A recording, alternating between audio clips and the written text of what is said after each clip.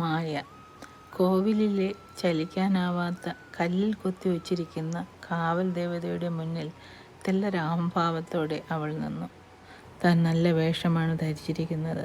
തൻ്റെ കൂടെ ബന്ധുക്കളുണ്ട്. തനിക്ക് ചലിക്കാം, വർത്തമാനം പറയാം. പെട്ടെന്ന് കാവൽ ദേവത ചോദിച്ചു, നിനക്കെന്താണ് ഇത്ര അഹംഭാവം? ചലിക്കാമെന്ന ഗർവാണോ? സംസാരിക്കാമെന്ന ഗർവോ?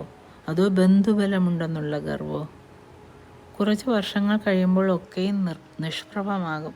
അന്ന് നിനക്ക് ചലിക്കാനാവില്ല, സംസാരിക്കാനും ആവില്ല. നിന്റെ ബന്ധുക്കൾ കൂടെ ഉണ്ടാവില്ല. നീ ഈ ഭൂമിയിലേ കാണില്ല.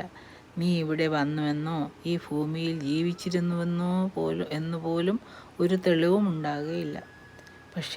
ഒരുപക്ഷേ അന്നും ഞാനുണ്ടാകും ഇവിടെ. പിന്നെ എന്നിൽ നിന്ന് നിനക്ക് എന്ത് മെച്ചമാണുള്ളത്? അതെ, ഒരു പ്രത്യേകതയുമില്ല ദേവി. ഞാൻ വെറും ഒരു മായ.